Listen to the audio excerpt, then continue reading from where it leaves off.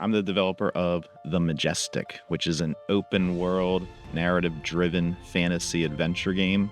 I've been working on this for the last over 4 years now, and now at this point I'm projecting to be under a year until it is released. So, since last time, there's been quite a bit that's gone on. The biggest thing has been I finally did a playthrough starting from the beginning and making it almost to the end.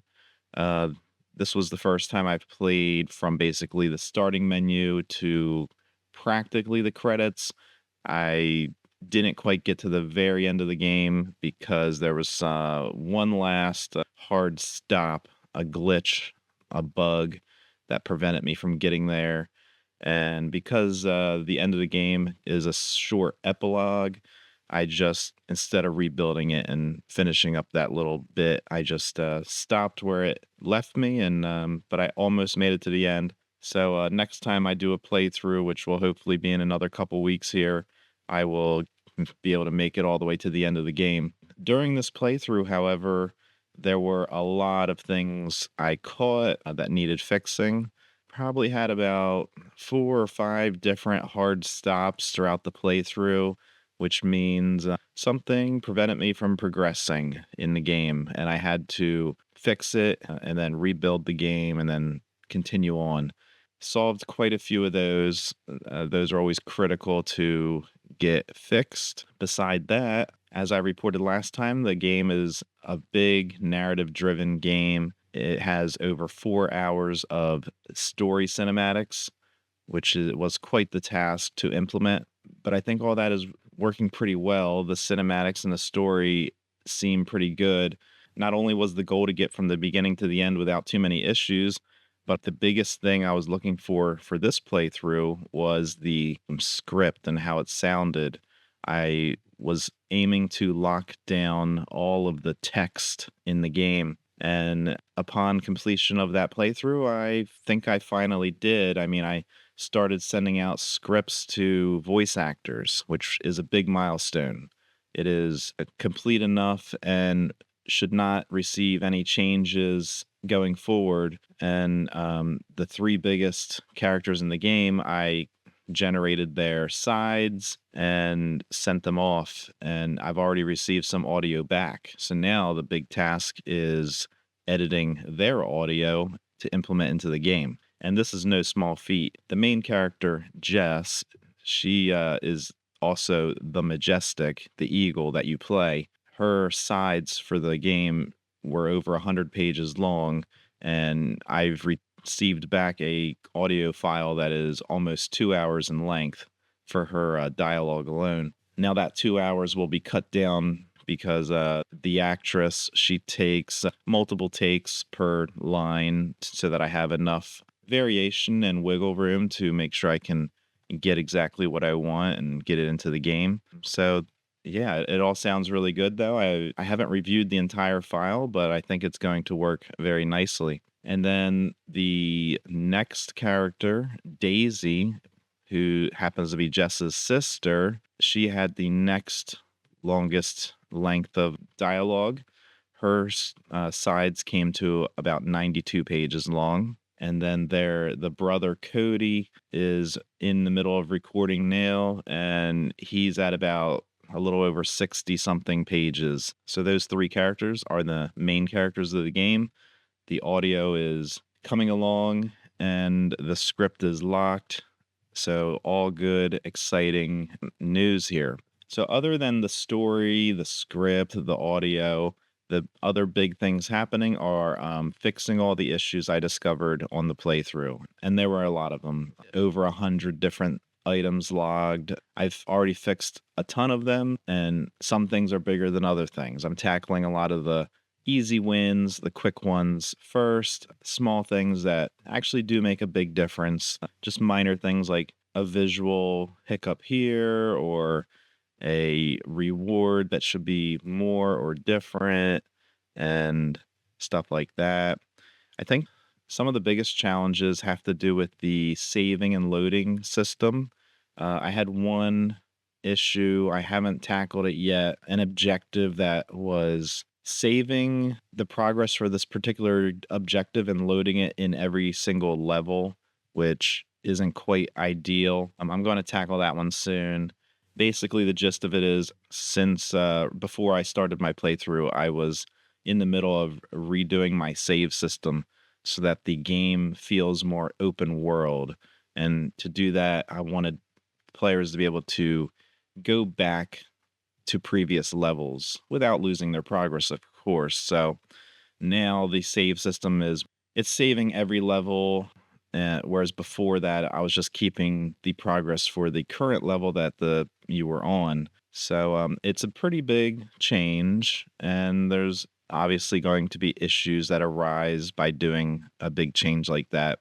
So I'm just in the middle of, really getting all the different things figured out and solved. So still in the middle of the save system. And then in terms of the game's progress, I guess the biggest thing to do is still enhancing the gameplay portion of the game, which means the challenges and tasks that are mostly optional, but add a significant amount to the game. There are 100 different things that are considered objectives, which are optional. They will be quite instrumental to playing and finishing the game. There is a resource that the player acquires, it's a permanent enhancement to the character. And you need to obtain a certain amount of this if you want to have a easy time finishing the game. It enhances the power of the character and how much damage it could do, and it really comes into play at the end of the game. There's a encounter that this particular enhancement affects the most, and if you don't have much of it, it's going to take a long time to get through that final encounter. So all these little optional objectives just help you beef up this resource. You can't spend it. It's just like a permanent enhancement to the character. I call it right now. It's called pure energy, and a lot of things provide it, and the character can acquire pretty much an infinite number of it. There's like a soft cap of around 1,000, but it's one of those things to collect, and it makes the character feel that they're gaining some progress permanently towards the end of the game. So with these 100 optional objectives, 25 each of 4 different types of objectives. So I have this basic like floating tree type objective that are hidden throughout the world, and you can harvest it, and it provides essence and the pure energy. And essence is a resource the character actively spends and will need to continually collect throughout the game. This tree objective is just something you can find, go to it, and you get a kind of a lump sum of each type of resource, and it just feels good to get that and to collect, because in most cases, at least for the essence, you're collecting one at a time through various means. So then another objective is this, what I call a path. And it's a very simple objective, but it keeps the player moving throughout the levels, which is one of the challenges of a flying open world game with free movement. It's keeping the player like actively moving through these big levels, not getting hung up on any particular spot. So it's trying to make good use of the world. So what this is, you activate it through these stones. There's a cluster of stones that are embedded in the earth, and you interact with them, and they move and form into these floating stones that glow. And then this path emerges in front of the character, and you fly through the glowing orbs, make it to the end within the time limit, which it's a very generous time limit. The time limit, it's mainly there as a fail safe if the player decides to not complete it, they want to go on and do something else, then the timer will run out and the path can be reset, and then they can do it at a later time. So the timer for these, it's super generous, very easy to complete within the time. But the main goal is to fly through all the little orbs, get to the last one, and then be presented with a reward of this pure energy at the ending location, and then collect all those to enhance your character with greater power. So there will be 25 of those paths. There will be 25 cinematics that are different from the main story cinematic. These are optional, like little bonus cinematics that are less than a minute long, and they basically fill in little gaps of the story where, at least as I'm playing it and I'm, writing the story, I'm like, what would it be like if the characters were doing this? Like, it's implied that they've done it already, but let's show a little scene of them actually doing it. So these little cinematics are just little glimpses of things that are implied during the main story, just to fill in the blanks a little bit. And I think they really flesh it out and just make the story feel much like fuller, grander, and stuff. So there's 25 of these. Again, they're like a minute or less each, really quick fillers, and they are optional as opposed to the main storyline, which is all mandatory objectives to go through. And then the last 25 optional objectives are all challenges of some sort. So I've come upon different types of challenges, and some of the tech for these is still to be developed. The challenges are, you would consider them like puzzles. I'm calling them challenges because for the most part, they're just something that will challenge you a little bit. They shouldn't be frustrating. I'm not looking for these puzzles that can be brain breakers or anything like that. Some of them might be puzzly type of things. For example, similar to the paths that are generous and easy to complete, I have a couple of these challenges that are like paths that are require doing them in a certain time period and actually do come down to the final seconds to complete.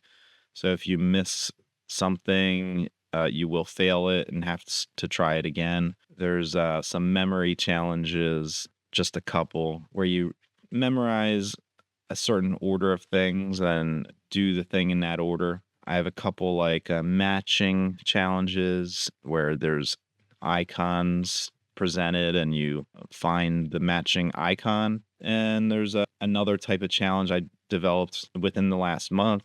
It's a very simple one, but I think it's mixes it up a little bit. It's lighting these beacons, these braziers that are on the ground, but they cast this blue flame, and you light a number of them in a line. And what I like about it is it's a permanent like visual enhancement to the level. Once they're lit, there's this line of blue flames in the level, which could add some cool images, cool imagery. And then at the end of that, you're presented with a reward of some sort. So there's quite a variety of things. The goal is to just fill in the world, add things that the player will want to do for enhancing the character, and things that are simple, not very frustrating, things that visually enhance the level and just make the world feel alive. And it just enhances the gameplay a little bit because there's a lot of different types of things to be doing.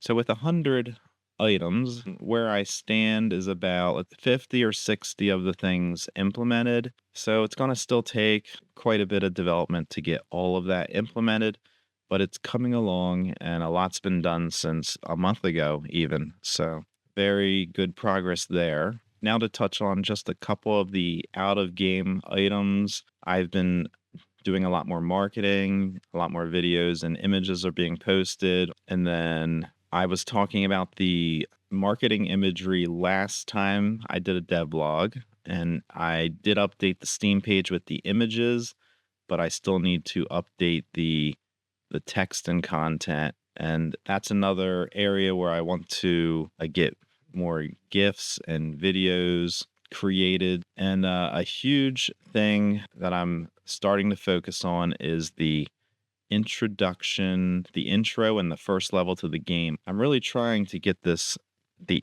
intro and entire first level as polished and complete as possible. I recently added a prelude to the game, which comes first. I think it'll add a nice little touch to the beginning of the game. I had the prelude already written.